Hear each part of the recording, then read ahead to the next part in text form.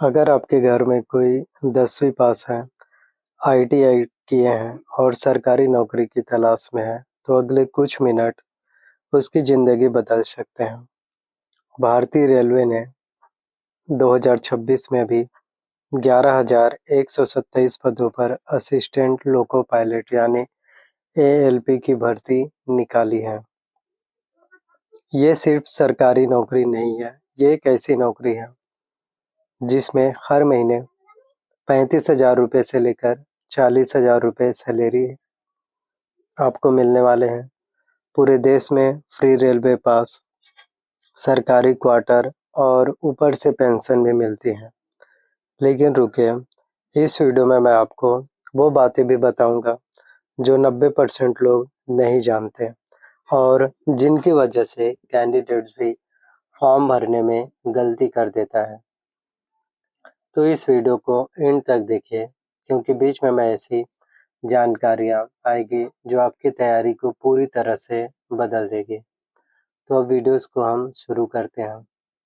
तो आरआरबी यानी कि रेलवे रिक्रूटमेंट बोर्ड ने 2026 में एलपी भर्ती का ऑफिशियल नोटिफिकेशन जारी किया है, जिसमें कुल 11,127 पद है। ये पद पूरे भारत में अलग-अलग रेलवे जोन्स में भरे जाएंगे। आप जो है यदि सोच रहे हैं एएलपी क्या होता है और इसका काम क्या होता है। एएलपी यानी कि असिस्टेंट लोको पायलट, ये वो इंसान होता है जो ट्रेन ड्राइवर यानी लोको पायलट के साथ इंजन में बैठता है, ट्रेन चलाने में सहायता करता है, सिग्नल्स देखता है, इमरजेंसी में काम आता है और कुछ सालों के एक्सपीरियंस के बाद लोको पायलट बन जाता है। मतलब आज एएलपी हो, कल पूरी ट्रेन आपके हाथ में, आपकी जिम्मेदारी में। तो योग्यता क्या है? तो अब ध्यानपूर्वक सुनिए, क्योंकि यहीं पर काफ़ी ज़्यादा स्टूडेंट, ज़्यादातर लोग जो है कंफ्यूज हो जाते हैं। तो इसके लिए शैक्षणिक योग्यता क्या होगी? तो आपको 10वीं पास होना ज़रूरी है, किसी भी मान्यता प्राप्त बोर्ड से। साथ में एनसीवीटी या एससीवीटी से आईटीआई पास होना ज़रूरी है। सभी आईटीआई ट्रेड्स वैलिड नहीं है, सिर्फ कुछ स्पेसिफिक ट्रेड्स ही मान्य होंगे। तो सबसे पहले हैं जो आप सभी के लिए मान्य होंगे एलिजिबिलिटी क्राइटेरिया में, वो है इलेक्ट्रिशियंस, दूसरा है इलेक्ट्रॉनिक मैकेनिक्स, तीसरा है वायरमैन, चौथा है फिटर, पांचवा है टर्नर, फिर है machinist, mechanic motor vehicle, tractor mechanics और रेफ्रिजरेशन एनएसी मैकेनिक है और कॉइल बाइंडर्स हो गए, कॉल बाइंडर्स। और इनके अलावा भी कुछ और ट्रेड्स हैं जो ऑफिशियल नोटिफिकेशन में लिस्टेड है, इसलिए जो फॉर्म भरे तो नोटिफिकेशन में अपना ट्रेड जरूर चेक करें। अब एक बहुत ज़रूरी बात, अगर आपने 10+2 12वीं पास किया है, साइंस स्ट्रीम से किया है या डिप्लोमा इन इंजीनियरिंग किया है, तो आप भी जो है अप्लाई कर सकते हैं। आईटीआई मैंडेटरी नहीं है उस केस में। मिनिमम एज लिमिट 18 वर्ष है, मैक्सिमम एज लिमिट 3 वर्ष 30 वर्ष है।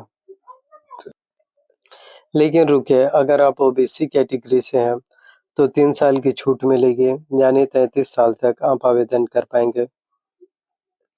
और यदि आप एससी और एसटी कैटेगरी से हैं तो 5 वर्षों का छूट मिलेगा, यानी 35 साल के हैं आप आवेदन कर पाएंगे। पीडब्ल्यूडी कैंडिडेट्स को और अधिक अतिरिक्त छूट मिलती है। अब हम बात करने वाले हैं आवेदन, डेट, फीस और प्रोसेस के बारे में। तो ऑनलाइन एप्लीकेशन शुरू होने वाले हैं आप सभी के लिए 15 मई 2026 से, और आवेदन भरने के लास्ट डेट होने वाले हैं 14 जून 2026, यानी आपके पास 1 महीने का समय है। तो लास्ट डेट का इंतज़ार मत करिए। रेलवे की वेबसाइट पर अक्सर लास्ट डे में सर्वर क्रैश होते हैं, सर्वर प्रॉब्लम्स होते हैं, सर्वर के इशू होते हैं। तो पहले 10 से 15 दिनों में फॉर्म भर दीजिए। एप्लीकेशन फ़ीस की बात करें तो जनरल, ओबीसी और ईडब्ल्यूएस कैंडिडेट्स के लिए 500 रुपये, SC ST, ex serviceman woman EBC candidates के लिए ₹250।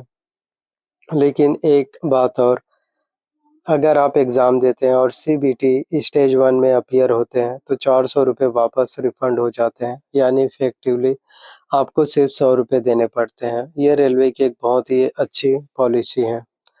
तो अब ज़रूरी सवाल कि फॉर्म जो है कहाँ भरें? तो अपने रीजनल आरआरबी की ऑफ़िशियल वेबसाइट जैसे आरआरबी cdg.gov.in पर आपको भरने हैं, रेलवे के ऑफ़िशियल वेबसाइट पर। तो अभी तक आपने देखा पद, योग्यता, आवेदन, लेकिन मैं अब आपको बताऊँगा सिलेक्शन प्रोसेस, और उसमें एक ऐसा स्टेज है जिसके बारे में बहुत कम लोग सीरियसली सोचते हैं, और वही स्टेज सबसे ज़्यादा कैंडिडेट्स को बाहर करता है। तो वीडियोज़ देखते रहिए। सिलेक्शन प्रोसेस की अगर हम बात करें तो 5 चरणों में होता है। पहला सीबीटी यानी कंप्यूटर बेस्ड टेस्ट। ये क्वालीफाई राउंड है। इसमें 75 प्रश्न पूछे जाते हैं। समय आपको 60 मिनट का मिलेगा।